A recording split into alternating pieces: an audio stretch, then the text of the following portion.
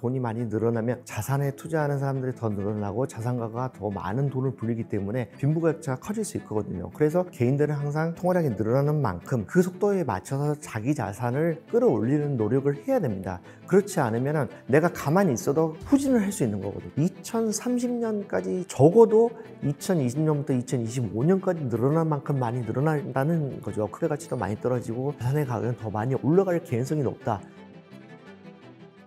안녕하세요. 손진석 기자라고 합니다. 제가 부자미국 가난한 유럽이라는 책으로 여러분께 많은 사랑을 받았는데요. 최근에는 관심을 좀 바꿔가지고요. 주식 많이 오르고 부동산 가격도 많이 오르고 있지 않습니까? 이제 이런 시절을 맞아가지고 시중에 돈이 많이 풀려있다, 유동성이 많다, 이런 얘기들을 많이 하지 않습니까? 이제 그런 게 어떤 느낌인지 어렴풋하게 알고 있지만 구체적으로 돈이 얼마나 많이 늘어나고 있는지, 그래서 그게 우리 삶에 얼마나 큰 영향을 미치고 있는지 이런 것들을 좀 종합적으로 정리해보는 게 좋은 작업이 될 수 있다고 생각을 해가지고요. 경제 분야에서 오래 담당을 해본 경험을 살려가지고 이렇게 돈의 대폭발이라는 책을 쓰게 됐습니다. 그래서 통화량이 얼마나 늘어나는지, 이게 글로벌한 현상인지 이런 것들을 종합적으로 분석해가지고요. 주식과 부동산에 미치는 영향, 이런 것도 다각도로 분석을 해봤습니다.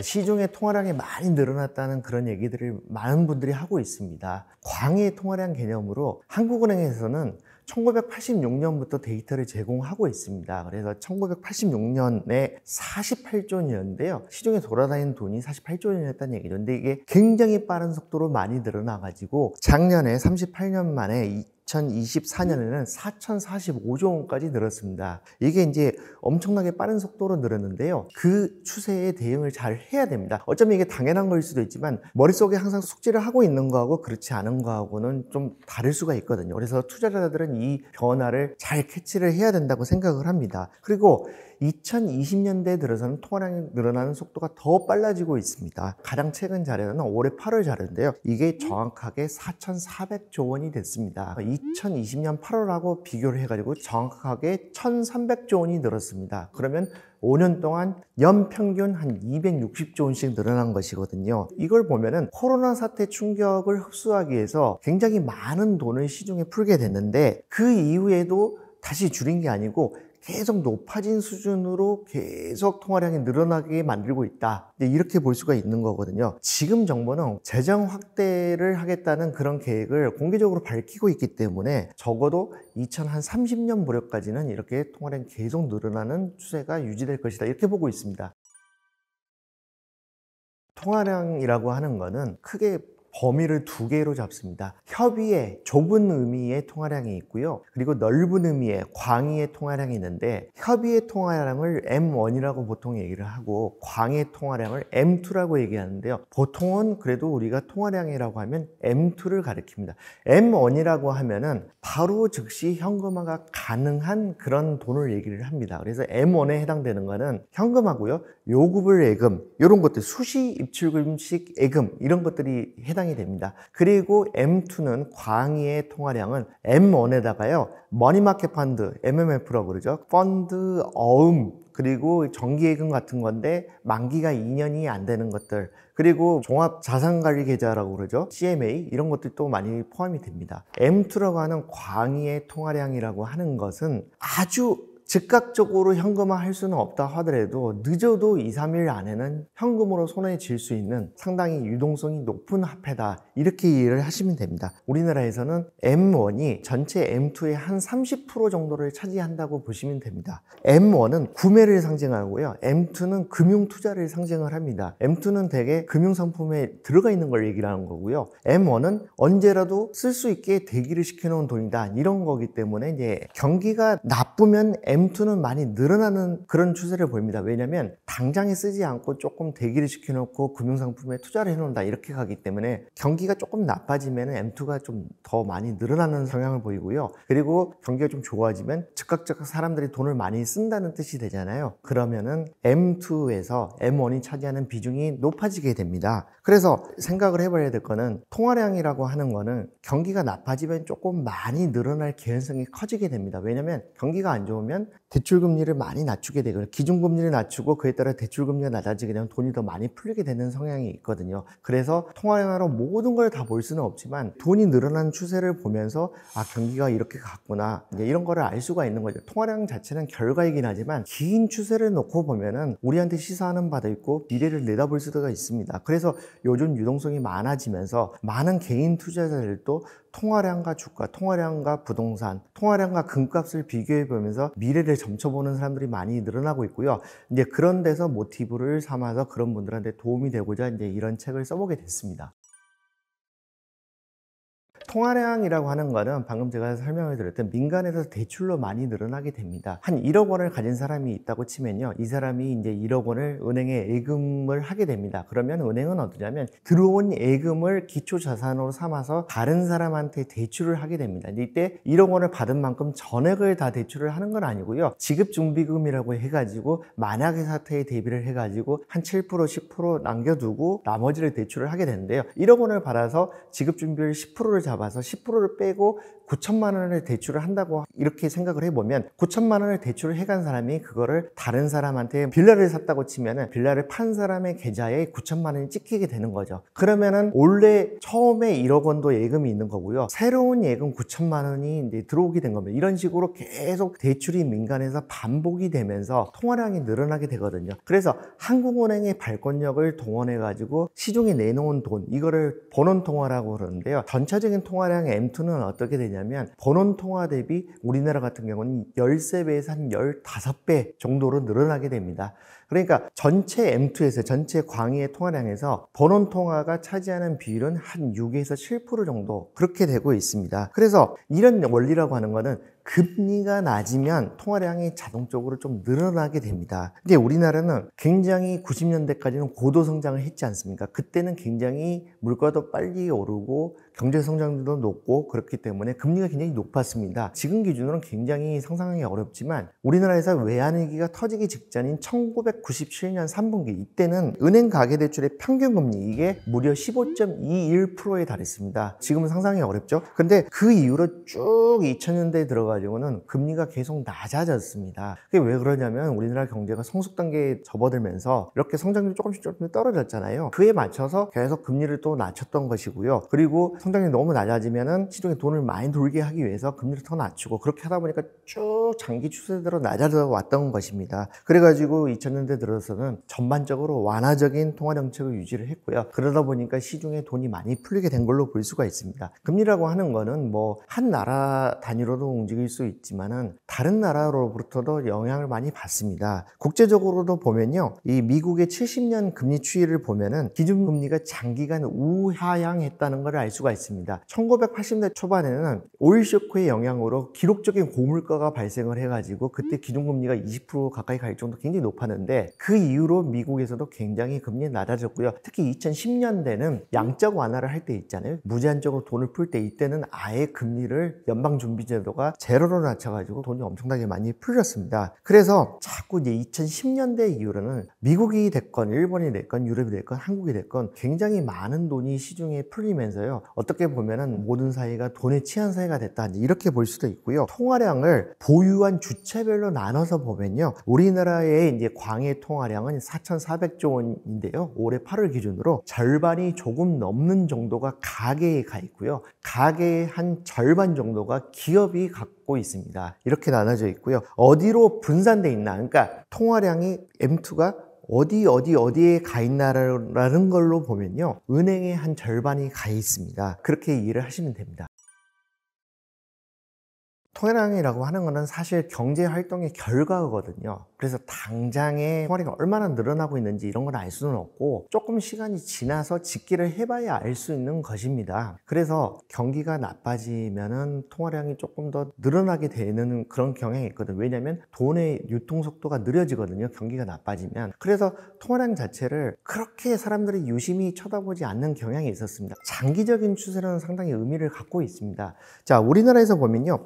2005년 무렵까지는 연간으로 봤을 때 GDP하고 M2, 광의 통화량이 거의 액수가 같았습니다. 그래프에서 보실 수 있듯이 2005년의 경우에는 GDP하고 M2가 거의 2조 원도 차이가 나지 않았습니다. 거의 같았다는 얘기죠. 점점 악의 입처럼 벌어지면서 GDP가 증가하는 속도보다 M2가 증가하는 속도가 훨씬 더 빨라졌습니다. 그래서 작년의 경우는 M2가 GDP보다 한 1,500조 원 정도가 많습니다. 굉장히 경제가 성장하는 속도에 비해서 통화량이 많이 늘어났다는 거죠. 2010년대에는 아예 제로금리를 시행할 때가 길었기 때문에 전 세계적으로 통화량이 많아졌습니다. 그런데 전반적으로 21세기 들어가지고 통화량이 많이 늘어나는 것은 중국의 영향이 큽니다. 중국이 2001년에 WTO에 가입을 했지 않습니까? 중국이 자유무역을 하게 되면서 많은 나라들이 중국에서 값싼 인건비를 이용해가지고 싼 물건들을 많이 생산을 할 수 있게 됐고요. 중국으로 또 많은 물건들을 수출을 할 수 있게 됐습니다. 그래서 시장이 넓어지는 그런 효과도 있었고요.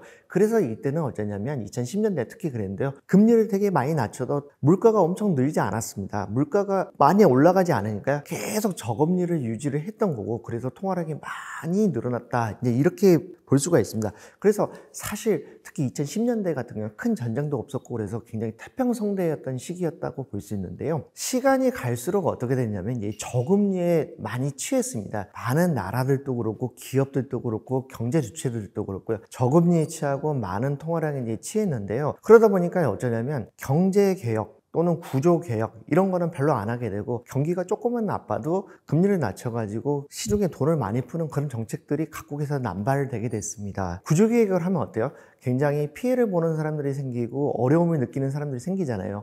그래서 정치를 하는 사람들이나 아니면 중앙은행들이 반발을 피해가지고 자꾸 시중에 유동성을 많이 부어주는 쪽의 정책을 취하게 됐습니다. 그래서 그게 자산 가격을 많이 올리게 되는 거고요. 물가도 올리게 되고, 이런 추이를 우리 개인들이 잘 유심히 봐야 된다. 우리 개인들의 입장에서는 이제 이걸 생각해 봐야 됩니다. 한국은행이나 아니면 정부는 통화량에 큰 관심이 없습니다. 통화량 자체가 기사가 크게 나오지 않잖아요. 그게 왜 그러냐면 1998년까지는 한국은행이 총통화량 조절 정책을 썼습니다. 총통화량을 관리를 하는 정책을 쓰다가요, 1998년에 그걸 폐지를 했거든요. 그 전까지는 이제 은행들만 보더라도 통화량이 왔다 갔다 하는 거를 캐치를 하고 파악을 할 수 있었는데 1990년대 들어서 제2금융권이 굉장히 커졌어요. 그리고 시장금리를 자율화하면서 시장금리에 대해서 당국에서 직접적으로 개입하는 걸 많이 줄였습니다. 그리고 환율도 많이 자율화시켰고요. 그리고 외국에서 돈도 많이 들어오게 됐습니다. 그래가지고 한국은행이나 정부 이쪽의 입장에서는 통화량을 전체적으로 조절을 하기 어려워지니까 그 다음부터는 통화정책이라고 하는 게 금리와 물가만 집중해서 보는 겁니다. 그러니까 공연장에 비유를 하자면 공연장에 들어가는 사람 수를 옛날에는 조절을 하다가 이제 그게 어려워지니까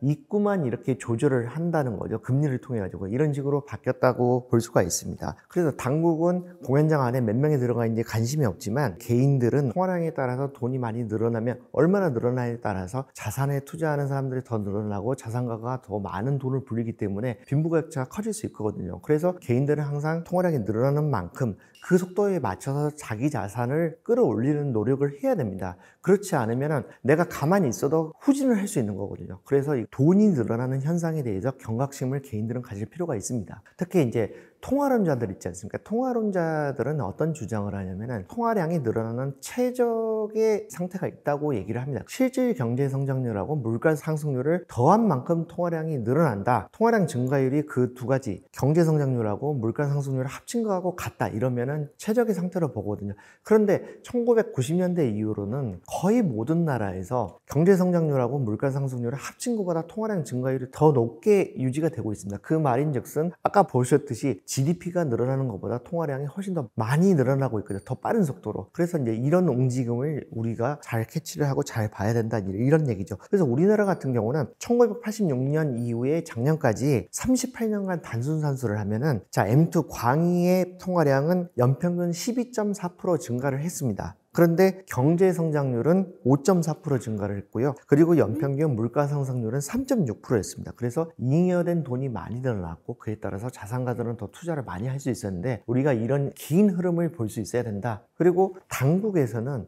관심이 크지 않지만 당연히 통화량이 늘어나면은 화폐의 가치는 떨어지게 됩니다. 자, 미국을 보면요. 미국에서 2000년에 100달러의 가치는 지금에 와서는 50달러를 조금 넘는 정도에 불과하거든요. 그러니까 통화량이 늘어나면서 계속 현금의 가치는 떨어진다. 이거 당연한 얘기긴 하지만 잊고 경제생활을 하는 사람들이 적지가 않습니다. 그래서 항상 통화량이 이렇게 많이 늘어나는 시기에는 경각심을 가져야 된다. 이렇게 말씀드리고 싶습니다. 통화량이 이제 늘어나는 본원 통화가 나오면 시중에서 돌고 돌면서 민간의 대출이 연쇄적으로 일어나면서 통화량이 확 늘어나게 되거든요. 근데 애초에 한국은행이 발권력을 동원해서 시중에 부어주는 본원 통화, 이게 이제 어떻게 발생을 하냐가 되게 중요한데요. 이제 우리가 교과서에서 배웠듯이 공개시장 조작이라는 거를 한국은행에서 하게 됩니다. 시중에 돌아다니는 국채나 이런 채권들을 매입을 해가지고 돈을 이렇게 지급을 하잖아요. 그러면 그게 이제 본원통화가 이제 흘러가는 게 되는 거고, 그리고 정부가 돈을 쓰기 위해서 국채를 발행해서 빚을 내잖아요. 그러면 그 국채는 시중은행들이 되게 많이 인수를 합니다. 그러면 시중은행들이 그 국채들을 한국은행에 담보로 맡기고 돈을 빌려와서 영업에 씁니다. 그럴 때 그 빌려온 돈도 본원통화가 되거든요. 그리고 또 이제 어떤 게 있냐면 외국에서 우리 기업들이 돈을 많이 벌어가지고 수출을 잘해가지고 돈을 벌어오잖아요. 이것도 통화량을 늘리게 됩니다.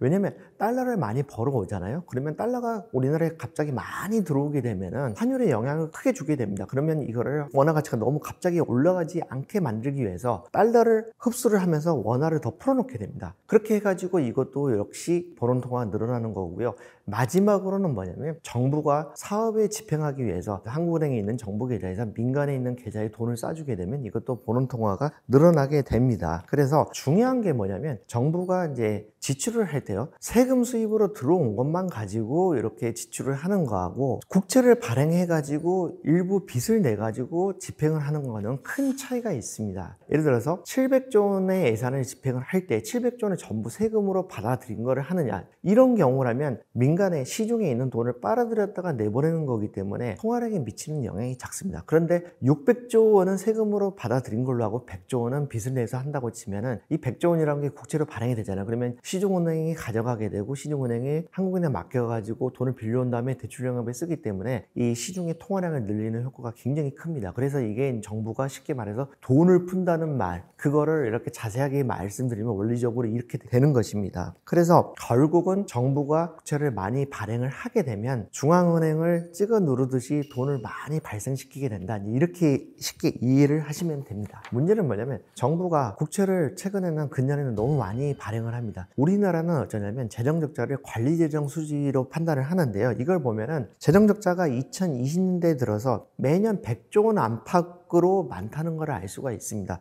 그러면은 이 데이터에서 보면 짙은 색은 매년 8월까지의 재정적자를 말하고요. 맨 아래 숫자는 연간 재정적자를 말하는데 2020년대에 들어가지고 대체로 100조 원씩은 재정적자가 발생을 하고 있습니다. 올해 같은 경우를 보면 8월까지만 해서 88조 원이 적자잖아요. 근데 이렇게 적자가 되면 이거를 국채를 찍어가지고 다 메우게 되는데 이게 시중에 풀리는 돈을 굉장히 늘리는 역할을 하게 됩니다. 그래서 코로나 때 재정을 많이 풀었는데 이게 계속 그 유지가 되고 있고 좀처럼 줄어들지 않고 있는 원인이 되고 있습니다. 2016, 17, 18년만 하더라도 재정적자가 우리나라가 10조 원이나 20조 원대에 그쳤습니다. 이게 갑자기 코로나 사태 이후로 100조 원대로 확 늘어나게 된 거죠. 그래가지고 아파트 값도 늘어나고 여러 가지로 실물의 자산 가치가 많이 오르게 된 주된 원인이 되고 있습니다. 근데 앞으로를 잘 봐야 된다. 앞으로 우리나라 정부, 지금 정부가 재정 지출을 많이 늘릴 것으로 예고를 하고 있습니다. 올해 여름에 나온 중기 재정 지출 계획을 보면요, 2029년까지 매년 정부 예산을 5.5%씩 늘린다고 돼 있습니다. 경제 성장률이 5.5%씩 될 리가 없잖아요. 그러니까 계속 정부가 지출을 많이 해가지고 예산을 많이 쓴다, 이렇게 예고가 돼 있다는 걸 우리 경제 주체들이 잘 알고 있어야 됩니다. 그래서 2029년이 되면은 정부 예산이 반드시 꼭 그대로 된다는 보장은 없지만 835조 원이 될 거라고 이제 예고가 돼 있습니다. 그런데 국제로 그래서 도대체 이제 앞으로 얼마나 발행을 하냐 이렇게 봤을 때 기재부의 이제 발표 자료를 보면요, 작년 말에 발표한 걸 보면 올해 국채를 80조 원만 발행한다고 했는데 실제로는 추가 경정 예산을 2번 집행을 했지 않습니까? 소비 쿠폰을 주고 어쩌고 한다면서. 그래가지고 결국은 추경을 45.6조 원을 더 집행을 했고, 그중에 30.6조 원은 국채를 찍어가지고 추가로 정부가 빚을 냈습니다. 그래서 우리 경제주체들은 어떠냐면, 개인 투자자들은 추경을 한다, 소비 쿠폰을 푼다, 근데 그 자체만 보는 것보다는 국채를 얼마나 찍길래 이렇게 집행을 하느냐, 이런 것도 국채 발행 액수를 좀 봐야 됩니다. 그래서 통화량이 얼마나 더 많이 늘어나겠구나 라는 것도 어떤 짐작을 해보고 이렇게 경제활동을 할 필요가 있습니다. 그래야 미래의 변화에 더 대비를 잘 할 수가 있거든요. 그래서 중요한 포인트가 2029년까지 정부가 예고한 관리재정 수지를 보면요, 내년부터 4년 동안 매년 109조 원 이상 재정 적자가 매년 난다고 예고를 하고 있다는 겁니다. 그래서 계속 적자 폭이 커진다는 거죠. 적자 국채를 2029년까지 매년 100조 원 이상 이렇게 찍게 되면 돈이 늘어나는 속도가 줄어들 수가 없습니다. 그러니까 코로나 사태부터 지금까지 돈이 엄청나게 많이 늘었다고 그랬잖아요. 그래서 연평균 260조 원 정도가 늘었는데 2030년까지 정도를 봤을 때 적어도 2020년부터 2025년까지 늘어날 만큼 많이 늘어난다는 거죠. 그거를 정부가 예고를 하고 있는 겁니다. 그러면 배 가치도 많이 떨어지고 자산의 가격은 더 많이 올라갈 개연성이 높다. 개인 투자자들이 이거를 염두에 둬야 된다는 거를, 그런 걸 말씀드리고 싶습니다. 그래서 정부의 이제 거시경제 발표 이런 거 뭐 액수가 크잖아요.